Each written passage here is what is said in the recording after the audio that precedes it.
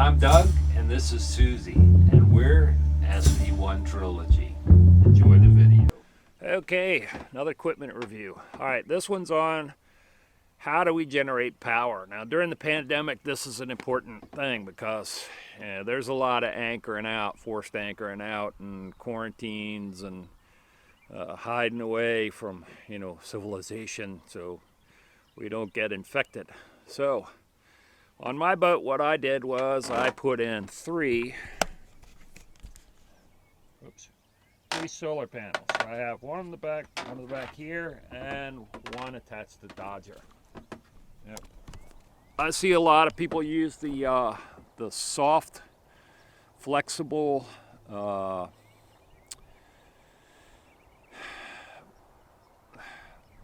I'm really mental here. I see a lot of people. I see a lot of people using the soft solar panels, the flexible solar panels. I think if you spend a ton of money on them, you probably get a decent panel. But a majority of the panels are those $100, $200 panels that are flexible and you can walk on them and blah, blah, blah. But if you walk on them, they do crack. They do have problems. I've seen them turn yellow. I've seen people actually, there's like a film on them, and they turn yellow and they peel the film up, and then the panel's okay. And I guess you could do that and then put some kind of film back down on it to protect the solar panel. But just buyer beware. It's been my experience when I use those that they lost a lot of power almost in the first year. And these Cashiros are probably 13, 14 years old and still rolling. I really prefer the hard ones. It might not look as nice, but if you want to replace yours every year or two, then buy the soft ones. Now, I can't say that all of those flexible panels are bad. I've seen some good ones. I've seen people put them on the side and have great success with them. But just buyer beware, you get what you pay for on those. All right, the other thing we have besides solar, and these are 130s, and even though they're quite old, they're still producing a good amount of power. I don't know. I guess I should replace them because I probably get one that's higher output and it's smaller, but I really don't think at the moment it's cost effective.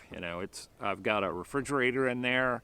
It's running a constant about 3 amps. I have no problem. The one other thing that I did was I put on a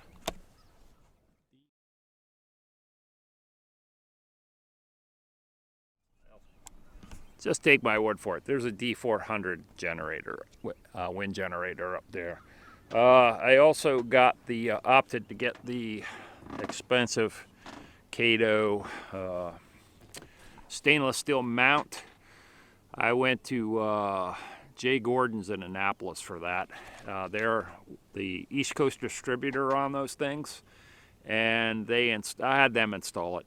Now, the guy from Kato actually came out to the boat and installed it and then took pictures as far as the mount. He came out and made the mount, and then Gordon installed it. But yeah, they did an all right job.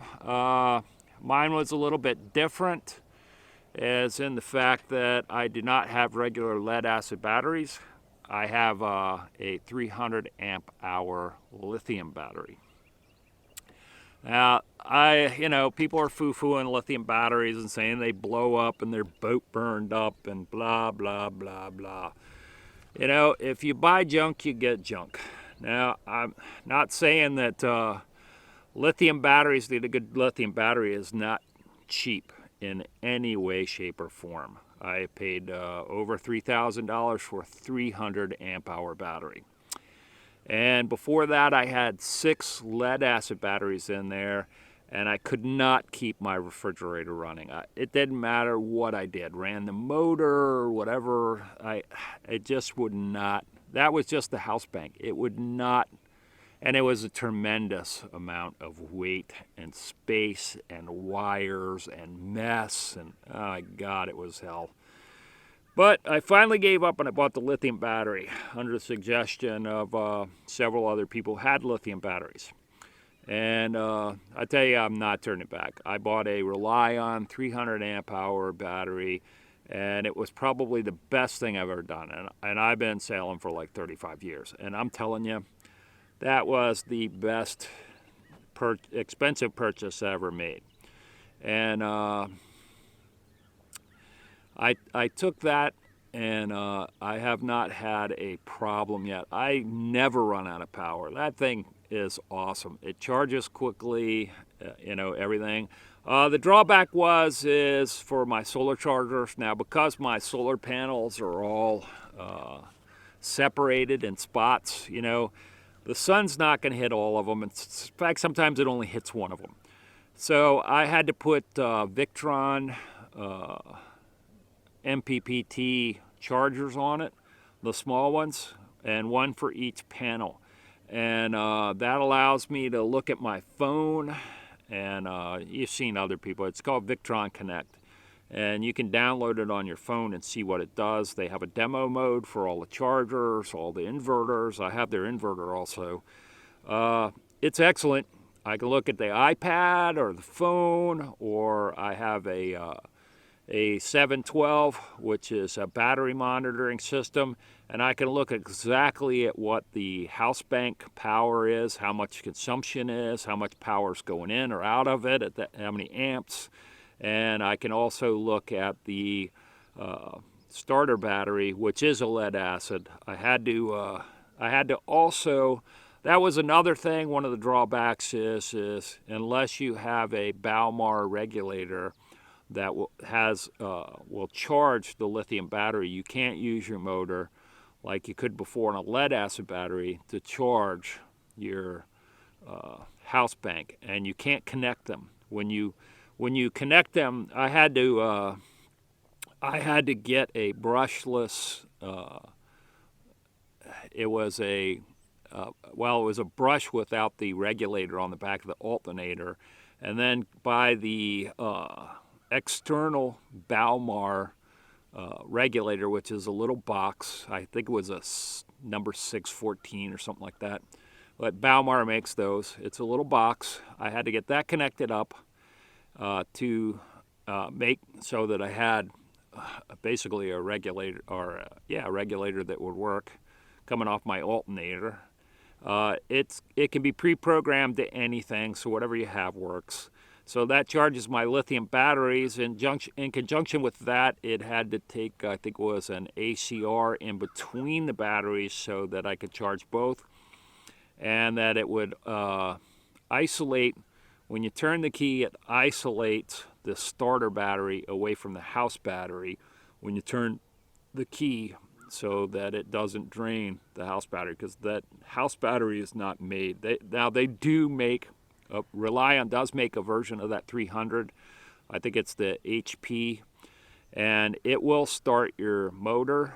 And I was considering buying one, but it's 3,000 something. So yeah, I think I'll just leave it at the moment with the lead acid battery. It's not hurting anything. I can replace the lead acid battery for $100, and $3,000 is a lot. I mean, that would give me like 600 amp hours, but I've got more than I need now, so I'm good there. But I basically took solar panels to MPPT chargers. I took the output of the MPPT chargers, put it all on a breaker, combined the output of the chargers onto a breaker, and then ran it to the battery.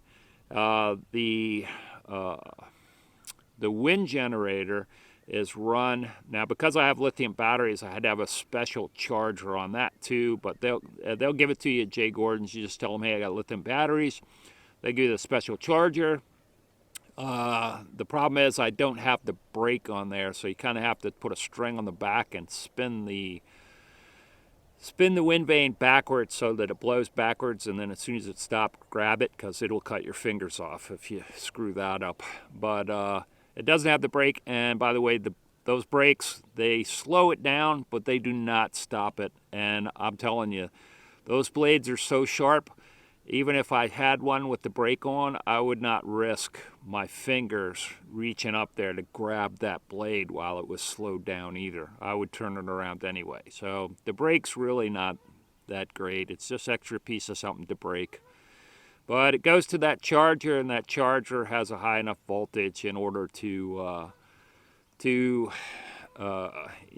charge the massive amp draw that thing will take, and the voltage. I believe it's the voltage, because it has to be at like 14 something to do it.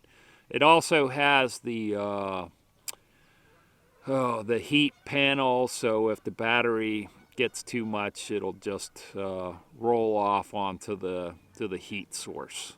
It's a big, I guess it's a big resistor, you'd say. I don't know what the hell it is, but it's a big coil thing down there. There's a couple of them, and that runs it off. So as far as power goes, if you want to be independent, it's better to go with the dual system, I think. And this is just my opinion. Don't rake me over the coal. Just my opinion that you need the solar and the wind, and you need a regulator that works, and you really want to get the lithium battery. Lithium, I can't say enough about lithium batteries. Now, the earlier people that used lithium batteries were using car batteries, and they weren't using proper battery management systems. You have to have a battery management system, or you will burn your boat up. Now, the batteries, most of the batteries today that you buy, Battleborn makes them, Victron makes them, Relion makes them, they all have a battery management system in it. You can put another battery management system on it if you want to. What the battery management system does is once the power gets too high or it's taken its fill, it automatically cuts off the battery from absorbing any more power. And that's what keeps your boat from burning up. People who did it earlier, bought batteries that were not appropriate for marine use. They put them together and DIY'd them, and naturally things happen. A few people burn their boat up. So lithium got a real bad rap. If you're going to buy them, definitely only buy the LiPo 4. It's LiFePO 4 type lithium batteries. There's a lot of different types of lithium batteries. You want to buy those. They're the best ones for marine use. Like I said, Victron, Battleborn, and Relion make them. There's a few other people. Those are the three I know of that are big in the industry at the moment. That changes by second. But anyway, that's power independence. You can go anywhere. You can always have power. I have a small inverter. It's like a 1200 watt inverter. I can run, I run my computers, I run my cameras, I can power things up, I run the drills, power tools, whatever I need to run, I've got power for it. If I don't have enough power in the battery, or I want to run a lot of stuff at once, I'll turn on the motor, and I can get about 60 amps out of that regulator. And I'm pretty sure I'm not going to use 60 amps in a boat that has a 30 amp hookup.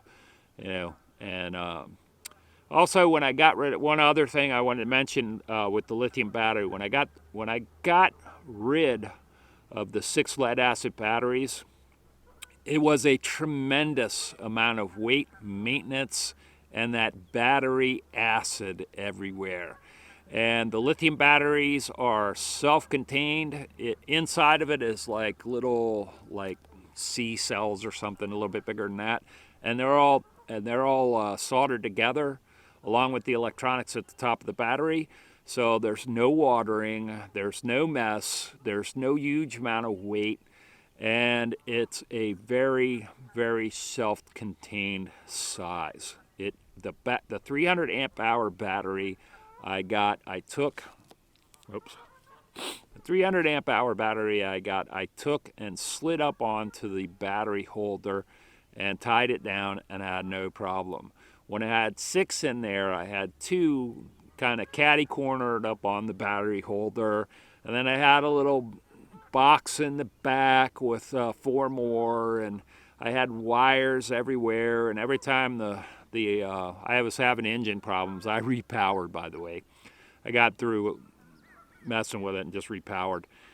But every time the engine guy came over, he just shook his head and really got upset, you know, that it was such a mess in there and he was going to have to crawl down in there. And WestSails have a pretty big engine access area. Once I got rid of that, I was able to take up the box and put a heat exchanging water heater back there. And I have a whole shelf of oils and junk like that now, and still have a lot of room to go in there and work.